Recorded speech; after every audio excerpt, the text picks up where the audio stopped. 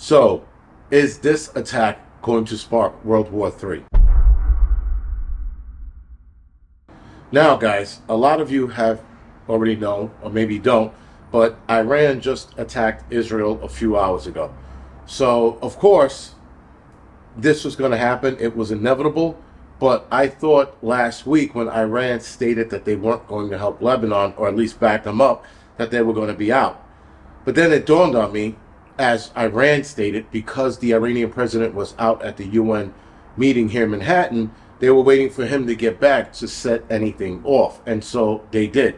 They waited till he got back because the UN council meeting was over, and then he got back home, and then they started their shit. So according to news reports, they fired over 100 missiles. I think somewhere 108 to 180. One of those two numbers. Nonetheless, that's a lot of missiles. Now, the Israeli air defense stopped a lot of them. And the United States also helped out in stopping a few as well.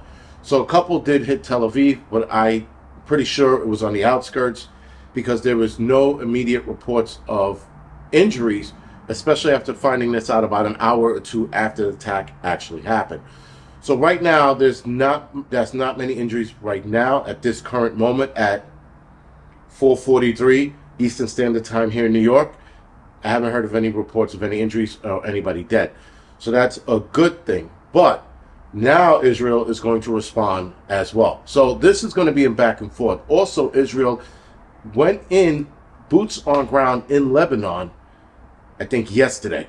So all of this is starting to build up to something a lot worse. Now, again, if superpowers don't get involved, like if we don't directly get involved, if Russia doesn't get involved, if China doesn't get involved, I don't see this spiraling into a World War III.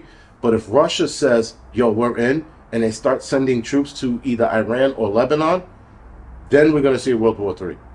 But a lot of people are texting me and emailing me, what do you think? And I'm like, I don't give a fuck. It's as simple as that.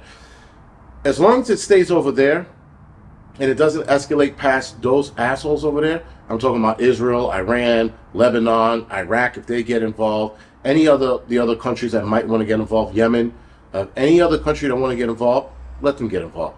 I don't give a shit as long as it stays there. As soon as Russia and or China gets involved, or we get involved, or the UK gets involved, then there's probably going to be a lot more escalation a lot faster. So other than that, guys, all we can do is just take note of what's going on, seeing who the players are, seeing who's stepping in, who's stepping out, seeing where these missiles are landing, because a lot of them seem to be landing on the outskirts of areas where there's going to be minimal damage to homes and or life, in Israel, that is. And that's because their air defense is blocking all of the major ones that are probably going to hit populated areas. So they're probably not worried about the ones that are going to hit on the outskirts. There is that.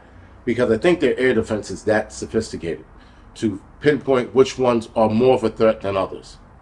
So again, if the United States doesn't do boots on the ground, Russia doesn't have boots on the ground, I think we should be okay. As far as being nervous and panicking and this turning into a third world war, it can turn into a third world war, guys, without it escalating to nuclear war. I think a lot of people are forgetting that fact, even though, yes, Russia lowered their bar on setting off a nuclear war.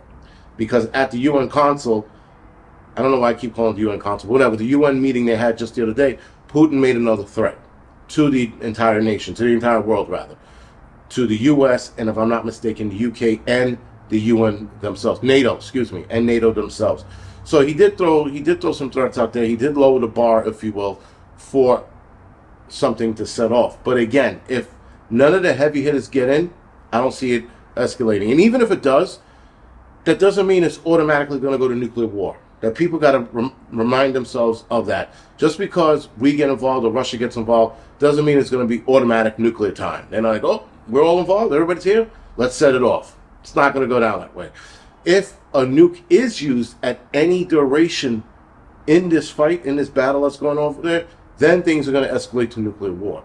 But if everybody is easy and they just lob their missiles and their bricks and rocks or whatever the fuck they're lobbing at each other, it'll be okay. We'll be fine.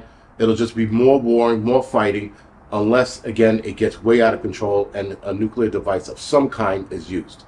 If that doesn't happen and they continue to fight, so be it. Let those idiots wipe each other off the map. I don't care. Anyway, guys, this is just a quick update. I'm headed to Tennessee tonight, so I should be there tomorrow early morning. It's a 9-hour drive. If I drive like an asshole, I can get there in 8 hours. But anyway, other than that, guys, thank you for joining me. Thank you for dealing with me, and I'll see you guys in the next video.